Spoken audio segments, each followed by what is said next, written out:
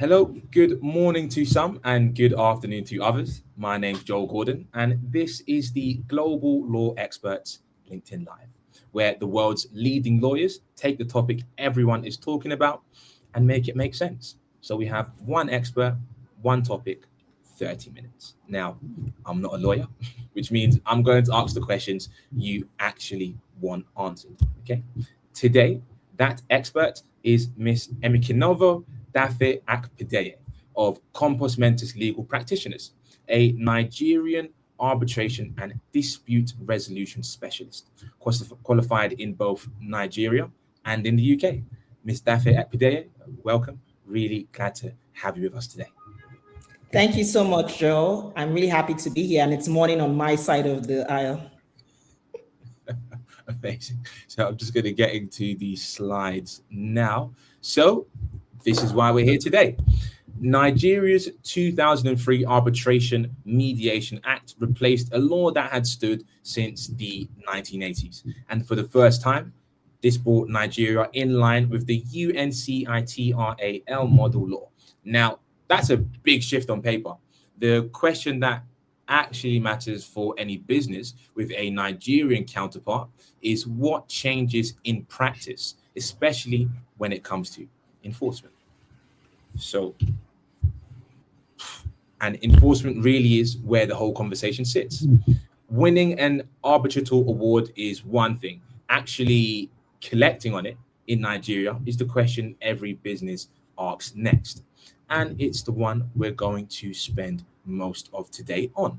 So over the next 30 minutes, we will be covering what the 2003 Act actually changed, how enforceable an award really is in Nigeria, how Nigerian courts treat foreign awards under the New York Convention, and what to get right in the arbitration clause from the outset. Okay, so we will be getting into the questions now. So let's start right at the beginning. The 2003 Arbitration and Mediation Act replaced a law that had stood since the late 1980s and brought Nigeria in line with the UNCITRAL Model Law for the first time. For a business contracting with a Nigerian party, what actually changed and why should they care? So thank you very much, Joe. I'm really happy to be here. And as you mentioned, Nigeria changed its law after several years. So we were modeled under the previous UNCITRAL Model Law of 1985. And of course, that law had been updated since 2006, and we still had the old law. So it was very, comforting for the arbitration community and for businesses when the law was finally updated in 2003. And a number of things have changed, and I'll just mention a couple of them. So one is that the law is very clear about court intervention, and it really limits the how much a court can intervene in arbitral proceedings. So Section 64 clearly states that wherever the law has not provided for the court to intervene, the courts cannot intervene. And that is very critical in terms of ensuring predictability and the ability for the arbitral proceedings to run smoothly. Again, cost is a major element when we talk about arbitration. Under the previous law, the default position, if you have not provided for the number of arbitrators, was 3 arbitrators, which meant you were paying more money for your arbitral proceedings. Now, default position, and so that should hopefully cut down the costs in arbitrating these disputes. Another invention that came about was the emergency arbitrator. So previously, in many other rules internationally, when you look at the ICC, the London Court of International Arbitration, the Singapore International Arbitration Center, they all provided for an emergency arbitrator. And what does this mean? Even before the panel is constituted, you can have an emergency arbitrator whose appointment must be done within about 2 days, and the decision must come out within 14 days. So that if you have any interim measures, things that you need to do, preserve, for instance, an asset, or for instance, if somebody is threatening, you feel threatened that the respondent is going to dissipate the funds he has in a particular country, you can apply to the emergency arbitrator and get that decision done in a matter of weeks, merely 2 weeks. Another thing that was legalized was third-party funding. So previously, under our common law in Nigeria, you could not have a third-party fund your arbitration. And as we know, arbitration can be expensive, and this would limit the amount, claimants who could actually bring claims. Now, Nigeria has fully legalized third-party funding, and there is already evidence that this is being used within our jurisdiction, and that is very welcome. Another innovation, which many other laws do not have, is what we call an award review tribunal. Now, what does this mean? After you have an award, if for any reason you need to challenge the award, instead of necessarily going to court, you can opt in to this provision called an award review tribunal, and the tribunal will review the award to see if there are any circumstances based on limited grounds in the law by which the award should be set aside or certain parts of the award set aside. And again, very tight limits for this to be done. It has to be done within 60 days of the constitution of the award review tribunal. Now, the last thing I will mention is, or two things more I will mention is, one, there's the limitation period issue that we had under the previous act.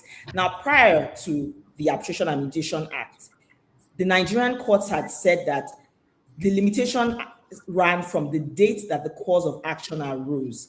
Now, what the new act has done has said, no, we will pause that time, and it will actually start to run when from the date of the award and not from the date the cause of action arose. Now, this is very important because we know that this was a very simple technical, objection that you would get from respondents as to why a claimant could not bring an action. So this has allowed for obviously claimants to bring more action and for their dispute to be ventilated.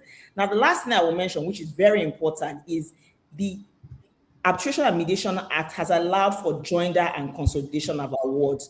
What does that of arbitration? What does that really mean in practical terms? Sometimes you have a scenario where two parties have entered into an arbitration agreement, but there is a third party who is going to get the benefits of that contract. In previous times, it was very difficult to get that third party to be bound by the arbitration agreement and to come to the arbitration proceedings. Now, in fact, we have a recent case in March of this year from the Supreme Court that has categorically said that there will be times when a non-signatory to an arbitration agreement will be bound. And just like one of the examples I gave you, for instance, when you are getting the benefit of that contract, or if it's a case of a principal and an agent where the agent has signed on behalf of the principal, then in such circumstances, the party will definitely be bound. So these are just some of the real innovations of the new Arbitration and Mediation Act. I see. And if a business remembers just one of those changes walking away today, which one changes their day-to-day risk the most?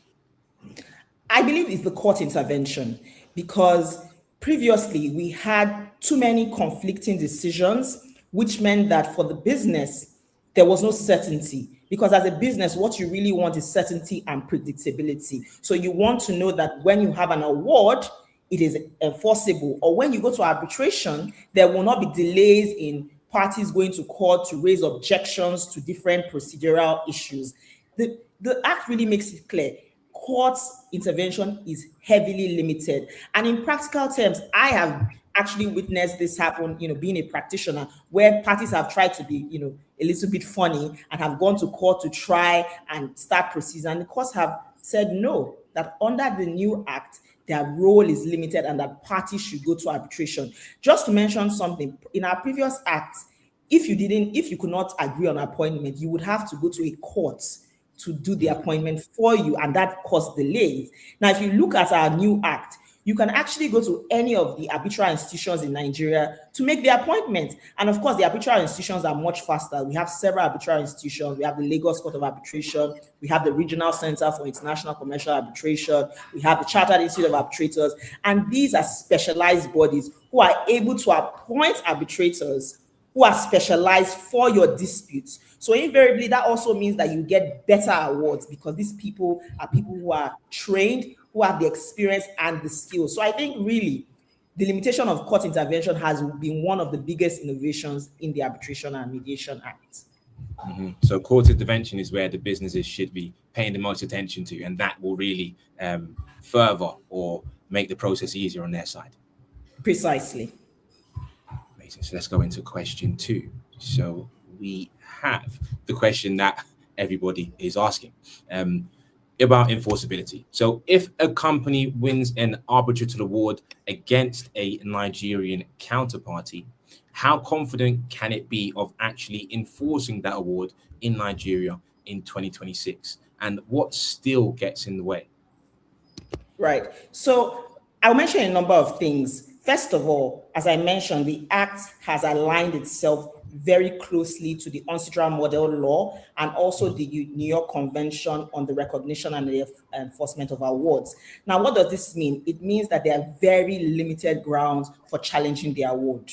So right off the bat, you know that if you have an award, the award cannot be challenged on the merits. It can only be challenged on very limited procedural grounds. For instance, the arbitrator have gone beyond the scope of submission to the arbitral panel. So that could be a ground, or there is no arbitration agreement, or there's some sort of incapacity of one of the parties, or it's against the public policy of that particular country. I give an example.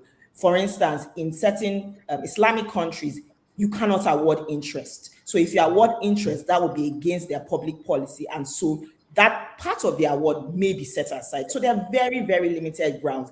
And if you look at our previous Arbitration and Conciliation Act, the 1988 Act, we had a very vexatious ground called the misconduct of the arbitrator. Now that ground has been removed. It has been taken away. So that means that there are going to be less challenges, hopefully, and businesses can be, more assured of an enforceable award. Another thing is that the courts have become very, very careful in setting aside awards. They look at the awards very critically to ensure that a party is not just being difficult, a party is not just trying to avoid paying the debt that they owe under the award. So there's been a lot of reform, not just from the law, but in practice in terms of education of the judges. We have several practice directions from the Supreme Court, even down to the lower courts, they've told courts clearly, stay away from getting into the merits of the award and only look at if there's any procedural defects in the award.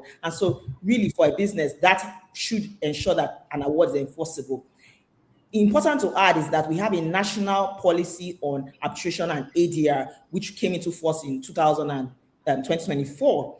And on that, if you look at that policy, another thing that used to be an issue is about time, because even if you get an award and a party goes and challenges the award, one of the issues was how long will it take for the process to go through the judiciary. Now, what that policy document says is that in the High Court, you should not take more than 60 days to make that determination, and that at the Court of Appeal, not longer than 270 days.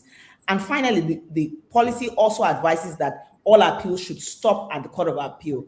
Although that can't really be implemented as it stands because that will require a constitutional amendment, what it just tells us is that Nigeria is being progressive and is already thinking about ways to ensure that when parties do get an award, enforceability doesn't become a problem. Thank you for sharing. So if I've just won my award against a Nigerian company, what's the first thing my lawyer should be doing the very next morning?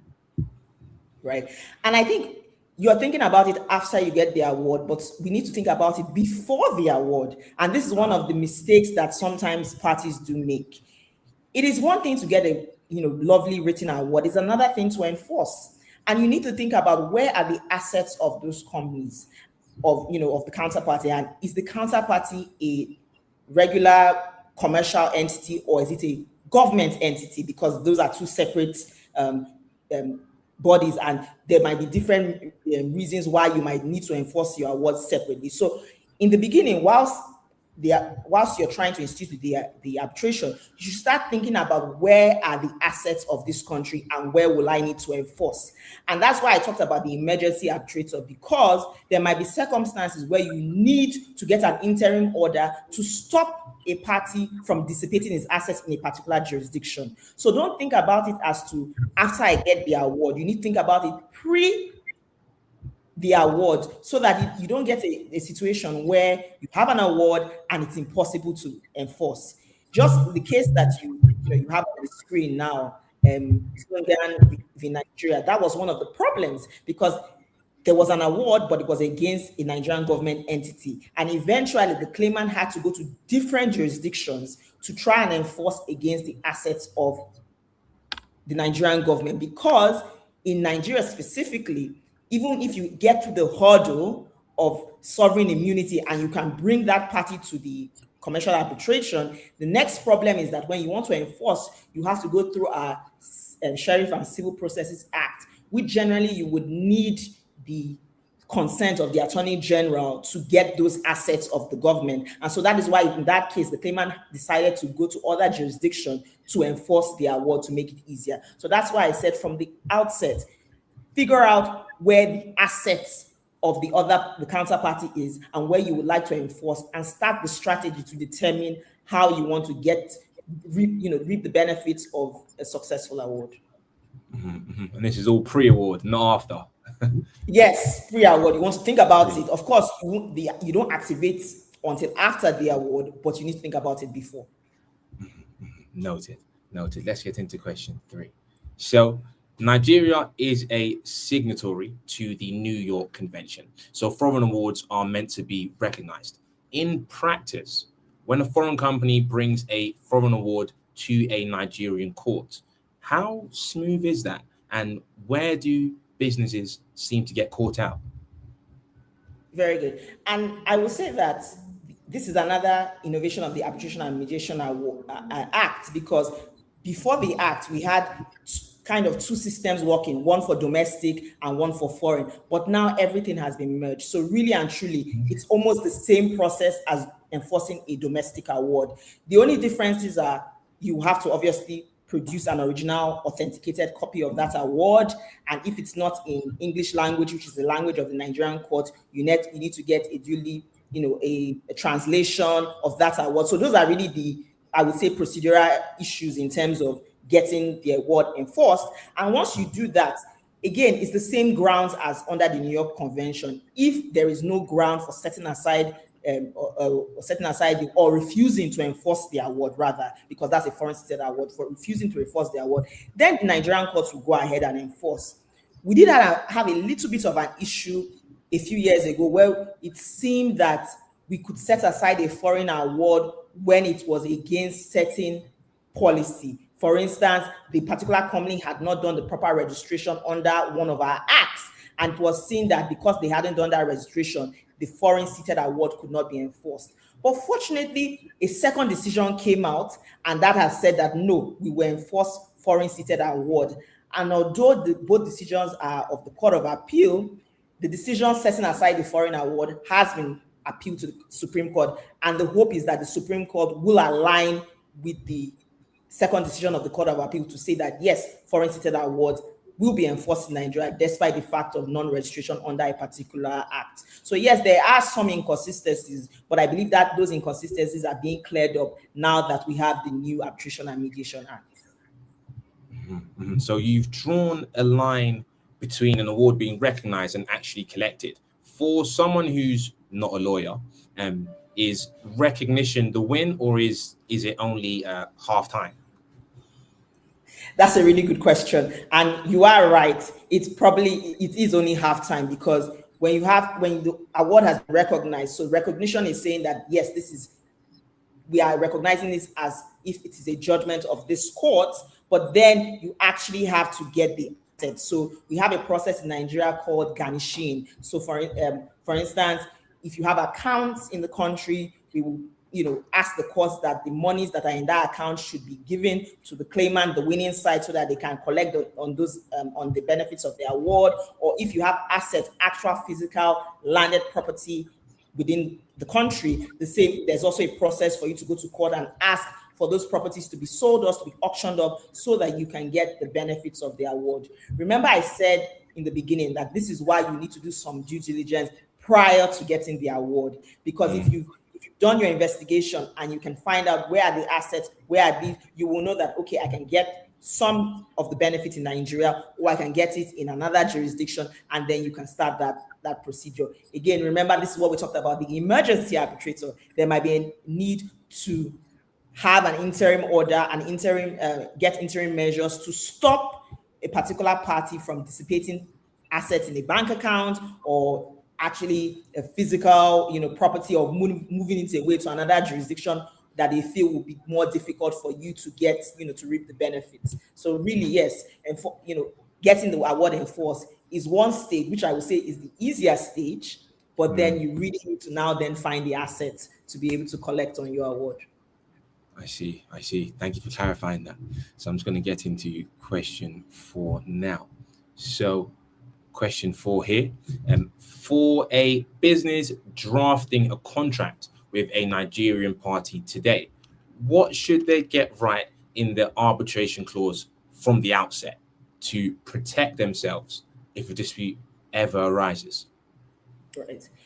Yes, and this is really important because from the get-go, you do not want a situation where the courts say you have a pathological clause. And what that means is that we don't understand, there are not enough parameters in your clause for us to enforce this arbitration agreement. And that is why it's very important. We call the dispute resolution clause the midnight clause, the clause where after everything has been argued, everything has been negotiated, all of a sudden you just throw in an arbitration agreement and hope for the best. Of course, if you do that, then you might, run into a lot of trouble when you actually want to, enforce your arbitration agreement. So there are a couple of things I would say you should look out for.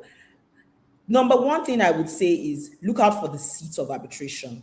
The seat of arbitration is the juridical court that will govern that arbitration, so that if there's any issues, for instance, if you need to compel witnesses to come to your arbitration, that is the court you will go to. If you need to go to court to get interim measures enforced, that is the court you will go to. So you need to really be specific about the seat of the arbitration. Don't leave it to chance. Don't leave it for the tribunal to decide, because, for instance, under Nigeria's Arbitration and Mediation Act, if you don't make that decision, then the tribunal has the power to make that decision for you, and you might not be so very happy with that decision. So don't leave it to chance, I would say. The next thing I would say, constitution of the arbitral panel. Make a decision as to how many do you want? Do you want a sole arbitrator? Do you want a panel of 3? Do you want them to have any particular specialism? For instance, let's say it's a huge EPC, engineering, procurement, construction contract. You might want an engineer. You might want somebody with a particular certification or particular years of experience. That is your choice. That is why arbitration is based on the party's choice. If you make that choice at the outset, once there's a dispute and you need to empanel a tribunal, it becomes easy. All you have to do is look at the arbitration agreement. You might also want to look at the fact that when you are deciding on the number of arbitrators, do you want to stagger it in terms of, if the dispute is below a certain amount, maybe below $50 million, then we'll have a sole arbitrator. But if it's above 50 million, then we'll have a panel of 3. So you have that choice, and really, you should really sit down and determine that before signing your agreement. Another thing you want to decide is the institution and its rules. So you remember I mentioned several institutions as we're speaking. I mentioned the ICC, I mentioned London Court of International Arbitration, Singapore International Arbitration Center, the Lagos Court of Arbitration, and several others. Now, each of these institutions have their institutional rules, and these rules govern the procedure. So when there's any issue, you will fall on the default provisions of those rules. So make a decision. Which of these rules do I like? Which of these rules speak best to our transaction and what we will want in terms of a dispute? So that's something that you have to look into. And a lot of times the rules also help to guide against pathological clauses, because the rules will provide that in such circumstances, this is the default position. And because you have already chosen the rules, all you have to do is look at the rules and you'll be guided by the rules. Another thing, we've spoken about this at length. Think about your counterparty. Who is my counterparty in this transaction? Is it a government entity? If it's a Nigerian government ministry, department, or agency, then you also need to look at our national policy on arbitration and ADR, because that is already pushing that for arbitrations to be seated in Nigeria. So you need to look at it. In fact, under that policy, you also see that there's a 3-stage process, what we call a tiered clause. So it goes from negotiation, and if negotiation fails, mediation, and then if mediation fails, arbitration. So you need to look at that and decide whether you want to provide for that staggered approach or not. There are benefits both ways. One of the benefits is that you don't always have to go to full-blown arbitration for every dispute. There are some disputes by negotiation or by just appointing a mediator you can dispose of. So that gives you that opportunity. The only problem is that if you have a tiered clause like that, then you must follow that process. If you fail to follow that process and just quickly jump into arbitration, an objection can be raised, and then you will have to go back to follow that process. So again, it's things that you have to decide. Now, the final thing I would say is think about enforcement before you ever have, before you ever file your arbitral proceedings. Think about, where does the party hold assets? Is it in Nigeria? Is it elsewhere? How can I enforce? Sometimes this might also influence the seat of arbitration that you choose. Because, say, for instance, I realize that the party has several assets in the United Kingdom. I might just choose London as my seat of arbitration because I know if I have the seat in London and London enforces, it's very easy to go ahead and get the reward of a successful arbitral award. So those are some of the things I would say you should think about when drafting your clause to make a decision on these areas.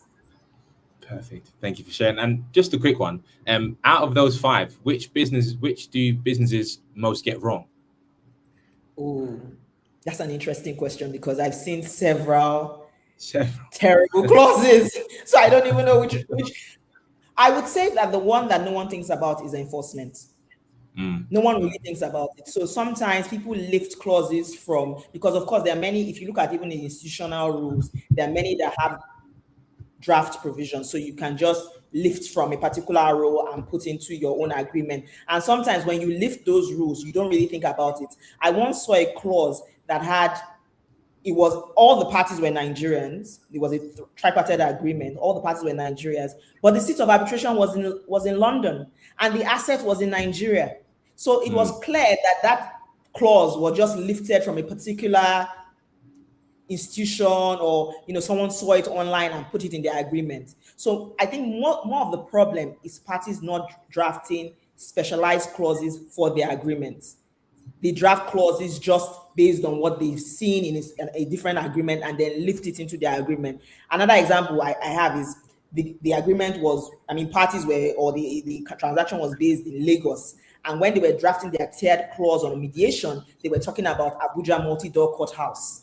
And those are 2 separate cities, right? So again, just think about the clause and don't simply lift clauses from one agreement into another. And I think that's more of the issue than anything else.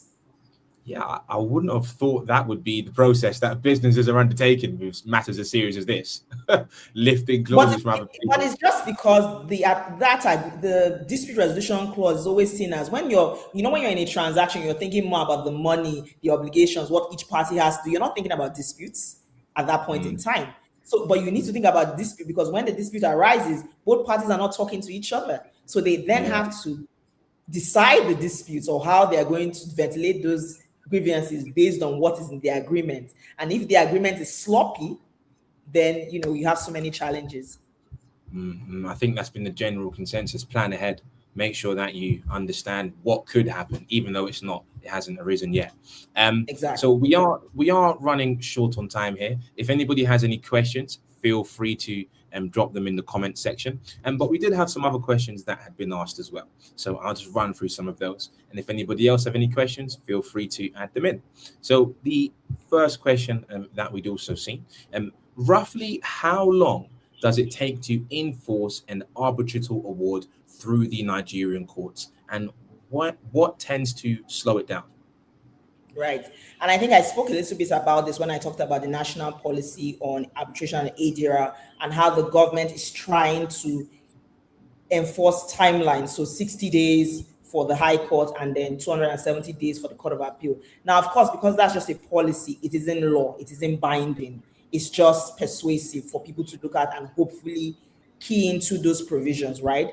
But some of the issues that arise in this jurisdiction is the fact that we have 3 levels of courts. So you have the High Court, Court of Appeal, and Supreme Court. So just getting through each court, if you have a very recalcitrant respondent that doesn't want to pay out, they can try and delay the process by going through the 3 layers to try and set aside an award. So even though your award may eventually be enforced, the delay in that process, the filing, the responses, adjournments from the court might mean that it takes quite a number of years to actually enforce.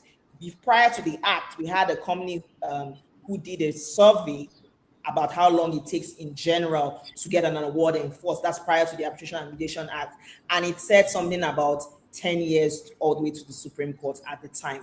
But again, the hope is that this new Arbitration and Mediation Act, the process will be quicker. For instance, Lagos, that is the commercial capital, have specialist commercial courts that deal with issues that come out of arbitration proceedings. So you don't have to just go through the general court system. You actually have a specialist court that can deal with that. And hopefully that makes it quicker, because that court is not dealing with all sorts of matters, criminal and all that. They're only dealing with commercial matters. And that has been the push from the arbitration community, that we need to get more specialized courts to deal with that issue so that we can really run through the process quicker. But I will not, mince what we're saying. It's not always an easy process.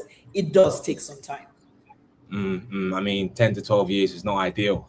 That's for yes, sure. But again, I said that was under the previous act. This act is just three years in the making, right? So we don't have enough cases. I mentioned one case now that has gone to the Supreme Court in 2026, and you think about it, that I think that case was filed 3 years prior. So it's shorter than previously. Exactly. Most definitely. Another question that we had, I'm just being aware of the time. Are the Nigerian courts genuinely pro-arbitration now, or does the old reputation for court interference still hold? I would say from my experience, they're definitely genuinely pro-arbitration. Just like the case I mentioned in March 2026. I mean, before this act, I would never have expected the Supreme Court to say that a non-signatory could be bound by an arbitration agreement. So that already shows that they are pro-arbitration, and that our judges are better trained at dealing with arbitral matters. The issue we had in the past was many times you would get judges that were not specialists in that particular matter, arbitration matters, and then you got very conflicting decisions, or decisions that just didn't make sense. But what we are seeing, at least in the last 3 years since the act has been implemented, is that more often than not, our judges are getting it right. And again, I mentioned most of the cases come out of either the capital or the commercial capital of Nigeria, and those judges are very well trained by several of the institutions, the arbitration institution, in understanding how to deal with arbitration matters. Okay, thank you for clarifying. Another question that we've had, what is the single most common mistake businesses make that weakens their position when they later need to enforce an award in Nigeria? So is this the mistake prior to the award or after the award? Which do you think is more valuable to our viewers?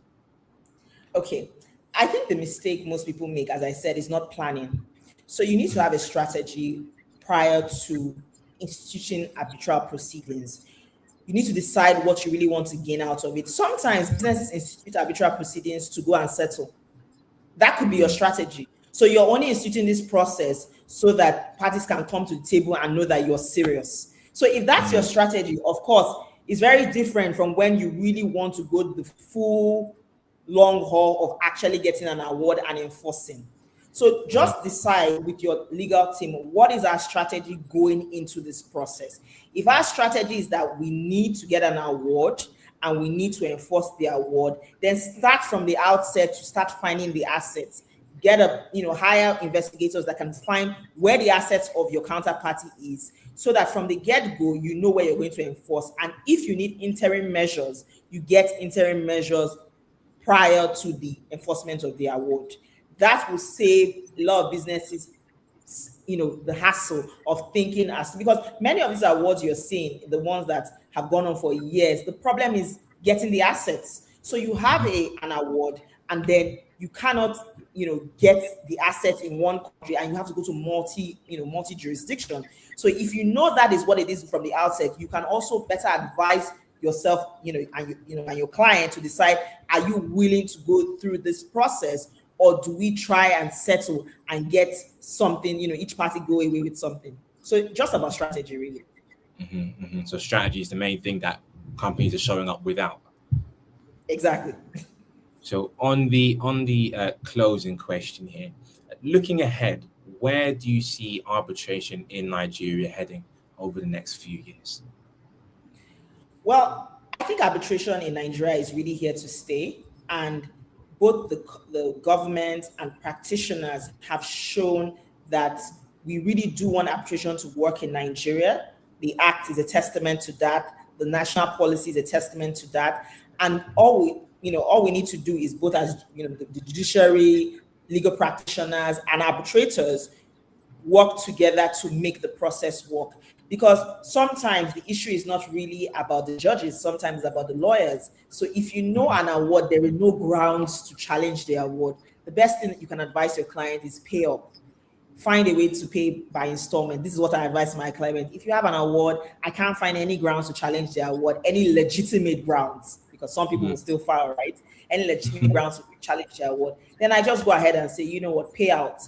Find a way, discuss with the counterparty. You can pay by installment, and most parties are very happy to be saved the hassle of having to go to courts. Because remember, the reason why we went to arbitration in the first place was to avoid going to courts. So if we can avoid that process, brilliant. There's something we haven't really spoken about, and I'd just like to mention it before we go, leave the meeting. It's mediation. Mediation is really taking off in Nigeria, and mediation is perfect because sometimes for disputes, because it means that both parties can walk away with something. No party has to think about, I'm losing. And Nigeria fortunately signed the Singapore Convention on mediation, which means that international mediations can also be enforced in courts in Nigeria. So I think that's another thing that parties really need to look at when they're looking at the bouquet of dispute resolution mechanism that they have access to. Amazing. So mediation is also an option as well for the viewers. Make sure you consider that when it comes to settling your disputes. Well, that is our 30 minutes. I think that was a great place to end. Mr. Akpedeye, thank you for today. That was genuinely insightful, and I'm sure our viewers took a lot from the session today. If anybody wanted to go deeper or actually contact Ms. Akpedeye in any of their disputes coming up, you'll find her full profile on the Global Law Experts page. Thank you everyone for joining today. We run these sessions on a weekly basis, so tune in next time for some more answered questions. Thank you. Thank you very much, Joel. No worries.